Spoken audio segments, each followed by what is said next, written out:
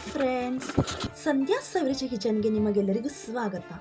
ಈ ದಿನ ನಾನು ಚಪಾತಿ, ದೋಸೆ, ಅನ್ನ ಯಾವುದಕ್ಕೆ ಇರ್ಬೋದು ತುಂಬಾ ಅದ್ಭುತವಾಗಿರೋಂಥ ಸಖತ್ತಾಗಿರೋಂಥ ಹೆಸರು ಬೇಳೆ ದಾಲ್ ಮಾಡೋದು ಹೇಗೆ ಅಂತ ಹೇಳ್ಕೊಡ್ತೀನಿ. ತುಂಬಾ ಚೆನ್ನಾಗಿರುತ್ತೆ, ಈಸಿಯಾಗಿ ಮಾಡ್ಬೋದು. ಮನೇಲಿರೋಂಥ ಪದಾರ್ಥಗಳನ್ನೇ ಬಳಸಿ ತುಂಬ ರುಚಿಕರವಾಗಿ ಮಾಡ್ಬೋದು. ಆರೋಗ್ಯಕ್ಕೂ ಸಹ ತುಂಬಾ ಒಳ್ಳೆಯದು, ಬೇಗನೆ ಜೀರ್ಣನೂ ಆಗುತ್ತೆ, ತಿನ್ನೋಕ್ಕೂ ಸಹ ತುಂಬ ರುಚಿಯಾಗಿರುತ್ತೆ. ನೋಡಿ, ಇಲ್ಲಿ ನಾನು ಅರ್ಧ ಕಪ್ಪಷ್ಟು ಹೆಸರುಬೇಳೆ ತೊಗೊಂಡಿದ್ದೀನಿ. ಹೆಸರುಬೇಳೆನ ಫಸ್ಟು ಹುರ್ಕೋಬೇಕು, ಏಕೆಂದರೆ ಹುರಿದಾಕೋದ್ರಿಂದ ಚೆನ್ನಾಗಿರುತ್ತೆ, ದಾಲ್ ಘಮ ಘಮ ಅಂತ ಇರುತ್ತೆ. ಈಗ ಒಂದು ಸ್ವಲ್ಪ ಹುರಿದಾದ್ಮೇಲೆ ನಾನು ಇಲ್ಲೊಂದು ಸ್ವಲ್ಪ ತುಪ್ಪ ಹಾಕ್ಕೊಂಡು ಹುರ್ಕೋತಾ ಇದ್ದೀನಿ. ಈ ತುಪ್ಪ ಹಾಕೋದ್ರಿಂದ ಹೆಸರುಬೇಳೆನೂ ಸಹ ಘಮ ಘಮ ಅಂತ ಇರುತ್ತೆ. ಇನ್ನೊಂದೇನು ಅಂದರೆ, ನಾವು ಇವಾಗ ಕುಕ್ಕರ್ ಮುಚ್ಚಳ ಹಾಕಿದಾಗ ನೀರು ಹಾಕ್ತೀವಲ್ಲ, ನೀರು ಏನು ಸುರಿಯಲ್ಲ ಈ ಥರ ತುಪ್ಪ ಹಾಕಿರೋದ್ರಿಂದ.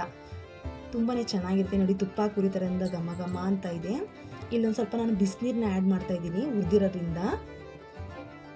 ಇವಾಗ ಕುಕ್ಕರ್ ಮುಚ್ಚಳ ಹಾಕಿ ಒಂದೆರಡು ವಿಷಲ್ ಕೂಗಿಸ್ಕೊಂಡ್ರೆ ಸಾಕು. ನೋಡಿ ಎಷ್ಟು ಚೆನ್ನಾಗಿ ಬಂದೈತೆ ಹೆಸರುಬೇಳೆ, ತುಂಬಾ ಚೆನ್ನಾಗಿರುತ್ತೆ. ನೀವು ಒಂದ್ಸಲ ಟ್ರೈ ಮಾಡಿ, ಹೇಗೆ ಬಂದಿದೆ ಅಂತ ಕಮೆಂಟ್ ಹಾಕೋದನ್ನ ಮರಿಬೇಡಿ. ಹೆಸರುಬೇಳೆ ಬೇಯಿಸ್ಕೊಂಡಾದ್ಮೇಲೆ ನಾನು ಇಲ್ಲಿ ನೋಡಿ ಎಷ್ಟು ಚೆನ್ನಾಗಿ ಬೆಂದೈತೆ ಅಂತ. ಕಲರು ಅಷ್ಟೇ, ಹೆಸರುಬೇಳೆದು ನ್ಯಾಚುರಲ್ ಕಲರ್ ಆಗಿರೋದ್ರಿಂದ ಎಲ್ಲೋ ಕಲರ್ ಎಷ್ಟು ಚೆನ್ನಾಗೈತೆ. ತುಪ್ಪ ಹಾಕಿ ಬೇಯಿಸಿರೋದ್ರಿಂದ ತುಂಬ ಚೆನ್ನಾಗಿ ಬೆಂದು ಐತೆ.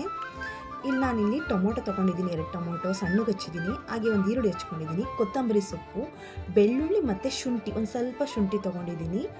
ಹಾಗೆ ಒಂದು 4-5 ಕಾಳಷ್ಟು ಮೆಣಸು ತೊಗೊಂಡಿದ್ದೀನಿ. ಇಲ್ಲೊಂದು 1.5 ಸ್ಪೂನಷ್ಟು ಧನಿಯಾ ಪುಡಿ ತೊಗೊಂಡಿದ್ದೀನಿ. ರುಚಿಗೆ ತಕ್ಕಷ್ಟು ಉಪ್ಪು, ಅರಿಶಿನದ ಪುಡಿ, 2 ಮೆಣಸಿನ್ಕಾಯಿ ಒಗ್ಗರಣೆಗೆ, ಹಾಗೆ ಖಾರದ ಪುಡಿ ತೊಗೊಂಡಿದ್ದೀನಿ ಖಾರಕ್ಕೆ, ಸಾಸಿವೆ, ಅದ್ರ ಜೊತೆಗೆ ಎಣ್ಣೆ. ಇವಾಗ ಒಂದು ಸ್ವಲ್ಪ ಎಣ್ಣೆ ಬಿಡಬೇಕು, ಜಾಸ್ತಿ ಎಣ್ಣೆನ ಬಿಡೋ ಅವಶ್ಯಕತೆ ಇಲ್ಲ. ಒಂದು 2 ಸ್ಪೂನ್ ಅಷ್ಟು ಎಣ್ಣೆ ಬಿಟ್ಟಿದ್ದೀನಿ. ಎಣ್ಣೆ ಕಾದ್ಮೇಲೆ ನಾನು ಇಲ್ಲೊಂದೊಂದು ಸ್ವಲ್ಪ ಸಾಸಿವೆ ಹಾಕ್ತಾಯಿದ್ದೀನಿ. ಸಾಸಿವೆ ಸಿಡಿದ್ಮೇಲೆ ನಾವಿವಾಗ ಫಸ್ಟೇ 2 ಮೆಣಸಿನ್ಕಾಯಿ ತೊಗೊಂಡಿದ್ವಲ್ಲ, ಒಣಮೆಣ್ಸಿನ್ಕಾಯಿನ, ಆ ಒಣಮೆಣ್ಸಿನ್ಕಾಯಿನ ಹಾಕಬೇಕು ಎಣ್ಣೆಗೆ. ಒಣಮೆಣ್ಸಿನ್ಕಾಯಿ ಹಾಕೋದ್ರಿಂದ ಚೆನ್ನಾಗಿರುತ್ತೆ. ಅದರಿಂದ ಇವಾಗ ಗ್ಯಾಸ್ಟ್ರಿಕ್ ಅನ್ನೋರ್ಗೂ ಸಹ ಒಣಮೆಣ್ಸಿನ್ಕಾಯಿ ತಿನ್ನೋದ್ರಿಂದ ಏನು ಪ್ರಾಬ್ಲಮ್ ಆಗೋಲ್ಲ. ಹಾಗೆ ಶುಂಠಿ ಬೆಳ್ಳುಳ್ಳಿನ ಸಣ್ಣಗೆ ಜಜ್ಕೊಂಡಿದ್ದೀನಿ.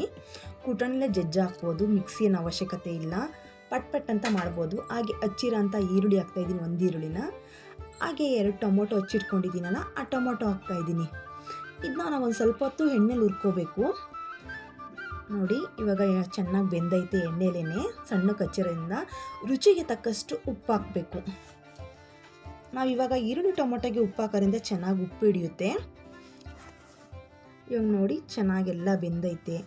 ಒಂದು ಸ್ವಲ್ಪ ಒಂದು ಚಿಟಿಕೆಯಷ್ಟು ಅರಿಶಿನದ ಪುಡಿ ಹಾಕ್ಬೇಕು ನಾವು, ಏಕೆಂದರೆ ಅರಿಶಿನದ ಪುಡಿ ಹಾಕೋದ್ರಿಂದ ಚೆನ್ನಾಗಿ ಕಾಣಿಸುತ್ತೆ ಕಲರು. ಅದರಿಂದಾಗಿ ಒಂದು ಚಿಟಿಕೆಯಷ್ಟು ಅರಿಶಿನದ ಪುಡಿ ಹಾಕಿದ್ದೀನಿ ನಾನಿಲ್ಲಿ.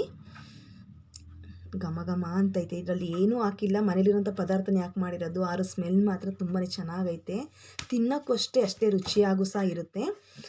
ಇಲ್ಲಿ ನಾನಿಲ್ಲಿ ಖಾರದ ಪುಡಿ ಹಾಕ್ತಾಯಿದ್ದೀನಿ, ಖಾರಕ್ಕೆ ಎಷ್ಟು ಬೇಕು ಅಂತ. ನೀವು ಎಷ್ಟು ಮಾಡ್ತೀರಾ ಅದ್ರ ತಕ್ಕಂಗೆ ಹಾಕಿ. ನಾನಿಲ್ಲಿ 1.5 ಸ್ಪೂನಷ್ಟು ಹಾಕಿದ್ದೀನಿ, ಸಾಕಾಗುತ್ತೆ ಅಷ್ಟು. ಖಾರದ ಪುಡಿನ ಹಾಕೊಂಡು ಒಂದು ಸ್ವಲ್ಪ ಎಣ್ಣೆಲೇ ಹುರ್ಕೋಬೇಕು. ಅವಾಗ ಏನು ಒಂದು ಸ್ವಲ್ಪ ಖಾರ ಏನು ಹೊಡಿಯೋಲ್ಲ.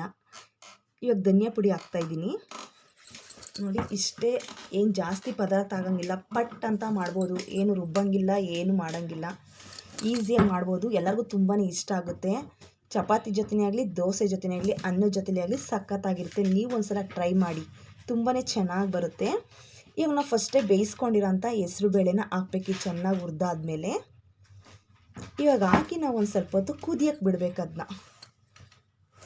ಕುದಿಯಕ್ಕೆ ಬಿಟ್ಟ ಮೇಲೆ ನೋಡಿ, ಇನ್ನೊಂದು ಸ್ವಲ್ಪ ಹೊತ್ತು ಕುದಿಯುತ್ತೆ, ಇನ್ನೇನು ರೆಡಿ ಆಗುತ್ತೆ.